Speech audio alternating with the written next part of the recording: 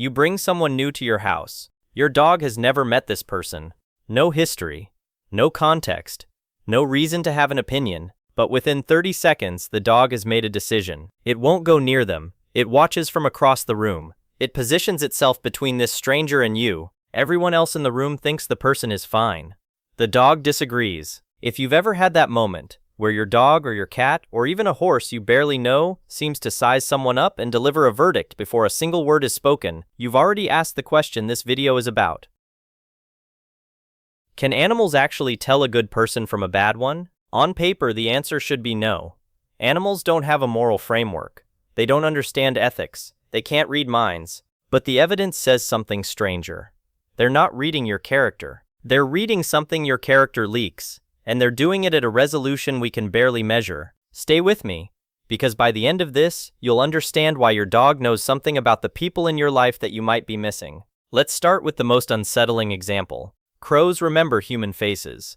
Not for hours, not for days, for years. In 2010, John Marsluff, a wildlife biologist at the University of Washington, designed an experiment that changed how scientists think about animal memory and social judgment. He and his team wore a specific rubber mask, a caveman face, while trapping and banding crows on campus. The trapping was brief. The crows were released unharmed, but the experience was stressful. Then they waited. Months later, researchers walked through campus wearing the caveman mask. No nets, no trapping, just the face. The crows that had been trapped dove at them. They scolded. They mobbed. They followed the mask wearer across campus, screaming. When the same researchers walked the same route without the mask, nothing happened. The crows ignored them completely, but here's what made the study extraordinary. Crows that were not present during the original trapping also mobbed the mask. They had never been caught. They had never been harmed. But they had learned, from other crows, that this particular face was dangerous. The judgment had been passed down, like a warning, like a cultural memory, spreading through a population of birds about a single human face. 7 years after the original trapping, crows on that campus still mobbed the caveman mask. 7 years. One bad experience. Passed to crows that weren't even born when it happened. And the scale kept growing. As the years went on, more and more crows on campus mobbed the mask, including birds born long after the original trapping. Marsluff estimated that the population of crows responding to the mask had roughly tripled over the study period. The knowledge was replicating. Think about what that means. A bird, with a brain the size of a walnut, saw something bad happen once, to someone else, identified the specific face responsible, and made sure its entire community knew. They didn't just remember the threat, they identified the specific individual who carried it, and they told their children. Now crows are famous for being smart. Maybe you'd expect this from a crow. But dogs? In 2015, a team led by Kazuo Fujita at Kyoto University in Japan ran an experiment that most dog owners find eerily familiar. The setup was simple. A dog watched its owner try to open a container. The owner struggled with it, then turned to a nearby person for help. In one condition, the person helped. In another, the person deliberately turned away and refused. After the interaction, both the helper and the refuser offered the dog a treat. The dogs consistently refused food from the person who had been unhelpful to their owner. Not sometimes, consistently, across dozens of trials, with different dogs, different people, different containers. The dogs had no personal stake. Nobody was rude to them. The refuser didn't do anything to the dog at all. But they watched how that person treated their human, and they formed a judgment, and they acted on it. A dog, with no concept of fairness, no moral education, no language to frame the situation, decided that someone who refused to help wasn't worth trusting. The researchers ran control conditions. When the third person was simply neutral, neither helping nor refusing, the dogs showed no preference. They took food from either person equally. It was specifically the act of refusal, of witnessing someone deliberately withhold help from their owner, that triggered the dog's judgment. This isn't classical conditioning. Nobody rewarded the dog for avoiding the refuser. The dog generated a social preference on its own, from pure observation, and it based that decision entirely on watching.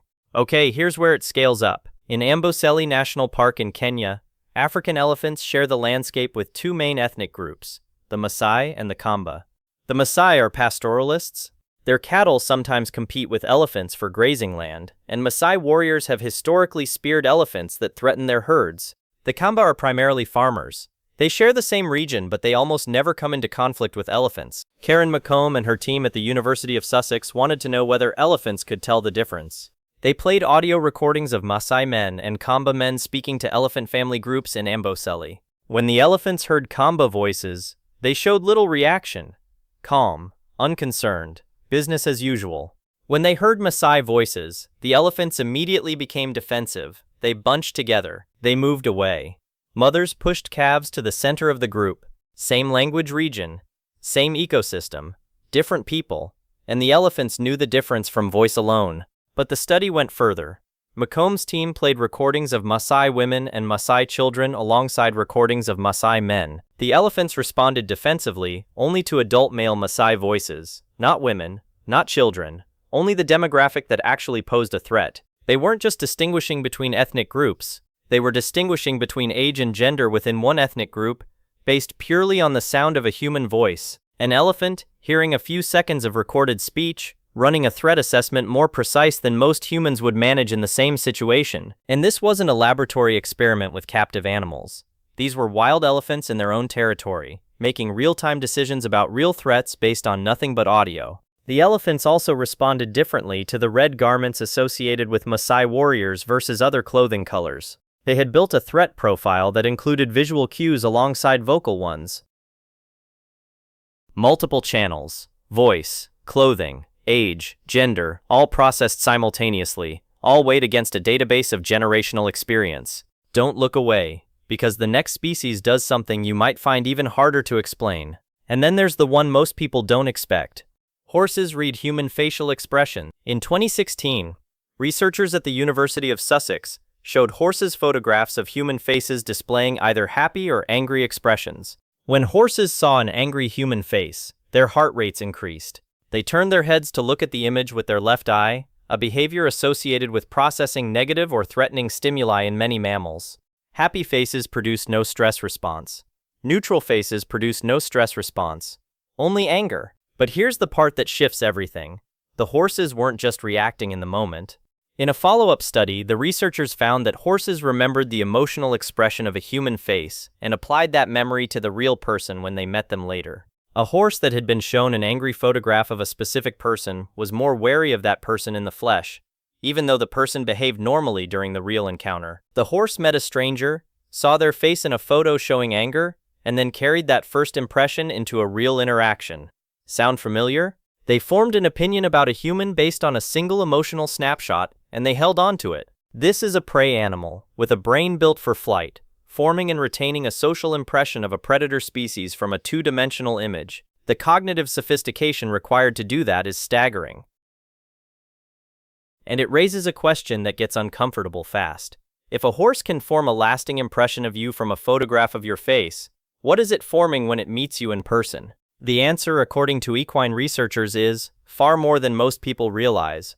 Horses respond to human heart rate, breathing patterns, and muscle tension in real time. So what's actually happening here? Because if animals can't understand morality, and they can't read minds, and they don't have language to frame what they're observing, how are they making these calls? And that brings us to the mechanism underneath all of it. Animals aren't detecting good and evil.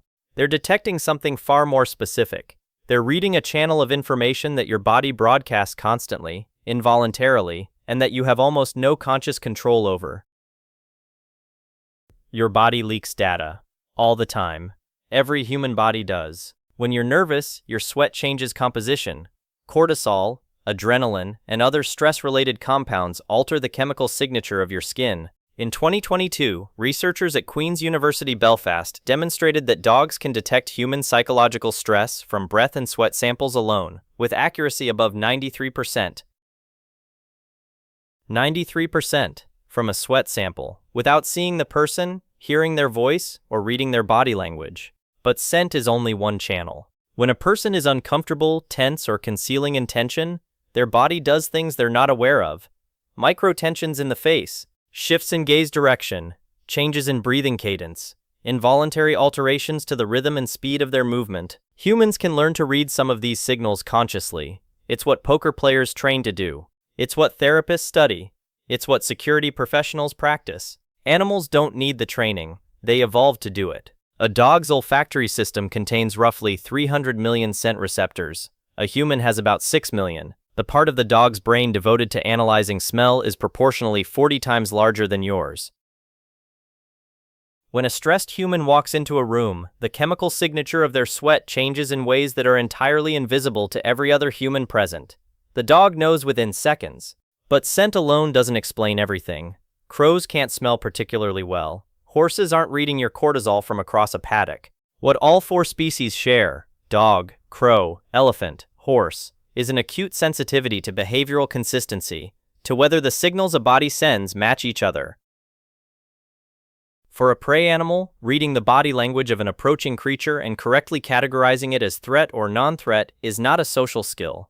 It's a survival function. The animals that read badly got eaten. The ones that read well survived. Millions of years of that selection pressure built perception systems that operate below consciousness, faster than thought, and at a resolution that human awareness can't match. And this is what makes the animal's judgment so uncomfortable. Because when your dog doesn't like someone, and you can't figure out why, the dog isn't being irrational. It's picking up signals that your conscious mind has been trained to filter out. We learn as humans to give people the benefit of the doubt, to override first impressions, to trust words over body language, to be polite even when something feels off. Dogs haven't learned any of that. They live entirely in the world of what the body actually says. A person whose words say one thing and whose body says another registers as confusing to us, but to a dog, there's no confusion. The body is the truth.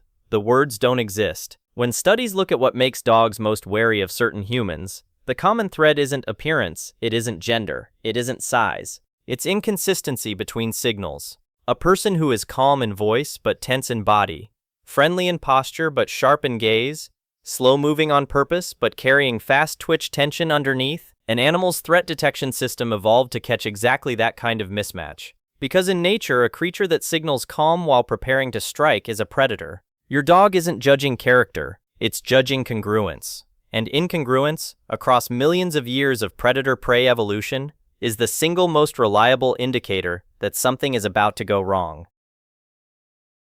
This is why your dog is often right about people, not because it can see into their soul, but because the signals it reads are almost impossible to fake. You can control your words, you can control your facial expression, you can even control your posture if you concentrate. But you cannot control your sweat chemistry. You cannot control your micro-muscle tension. You cannot control the dilation of your pupils, or the cadence shifts in your breathing when something you're hiding creates internal stress. That's the channel the dog lives on, the unfakeable one.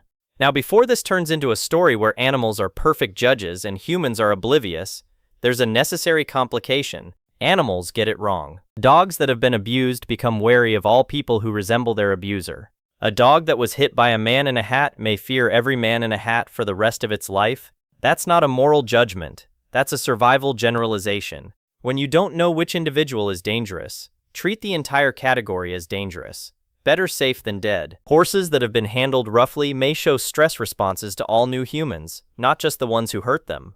Elephants in heavily poached regions become aggressive toward all vehicles, all humans, regardless of intent. The system isn't reading morality. It's reading pattern. And patterns can be wrong when the data set is trauma. What this tells us is important. The animal's judgment isn't supernatural. It isn't psychic, it's statistical. It's running a probability assessment based on every encounter its body has ever recorded and every warning its species has passed down. Sometimes the data is excellent. Sometimes it's incomplete. Sometimes it's warped by pain. Just like ours. And this is where the mirror turns. Because humans used to be much better at this. We had to be. For most of human history, your ability to read the intentions of a stranger approaching your camp, your village, your family, was a survival skill on par with hunting and fire building. You couldn't check references. You couldn't run a background check. You had the person's body, their movement, their eyes, and a few seconds to decide whether to trust them, and we were good at it. The research suggests that first impressions formed in under a second correlate surprisingly well with longer-term assessments of trustworthiness. But modern life trained us to ignore those readings, to be polite, to give the benefit of the doubt, to override the body's signal with the mind's explanation. Your dog never got that training. It still lives in the world where the body's signal is the only signal, where the data that matters isn't what someone says but how they move, how they smell, what their muscles are doing when they think nobody's looking. Maybe the dog isn't the one who's wrong. Maybe we're the ones who learned to stop listening. There's a reason the phrase gut feeling exists. It refers to a real physiological response, a signal from the enteric nervous system that processes social information faster than the conscious mind. Your ancestors relied on it. Your dog still does. You've spent your whole life being told to ignore it. The dog at the door isn't psychic. It's just the last member of your household that still trusts the oldest intelligence we share. So here's the shift. The next time your dog doesn't like someone and you can't figure out why, pause before you dismiss it. The dog isn't being dramatic. It isn't being jealous. It isn't picking up on nothing. It's reading a channel you used to understand and forgot. The crow isn't holding a grudge. It's running a safety protocol that kept its species alive for millions of years, and passing it to the next generation so they don't have to learn the hard way. The elephant isn't being paranoid. It's making a distinction between human voices with a precision that reflects centuries of consequence. And the horse that remembers an angry face isn't being stubborn. It's carrying a first impression the way any social animal carries critical information about who is safe and who might not be. That dog from the beginning, the one that wouldn't go near your guest, it wasn't being rude. It wasn't being stubborn. It was doing what its body has done for 15,000 years, reading the room in a way you've forgotten how to read it. They can't tell good from evil. They don't know what those words mean, but they can tell safe from unsafe, congruent from incongruent, trustworthy body from untrustworthy body. And they've been doing it since before we had language to lie with. Here's something to try. The next time you meet someone new and your pet reacts, don't correct the animal. Watch it instead. Watch what it watches. Notice where its eyes go, how its body shifts, what it decides. You might not see what the dog sees, but you might feel it. Somewhere underneath the politeness and the words and the explanations, you might feel exactly what the dog already knows. And if you do feel it, trust it, even once. The animal in you still knows how to read the room. It just needs permission to speak. We share this planet with millions of minds that never stopped paying attention to the truth the body tells. If this changed how you see them, subscribe. We keep pulling apart the hidden systems behind the wild. The wild mind is everywhere around us. Keep looking. I'll see you next time.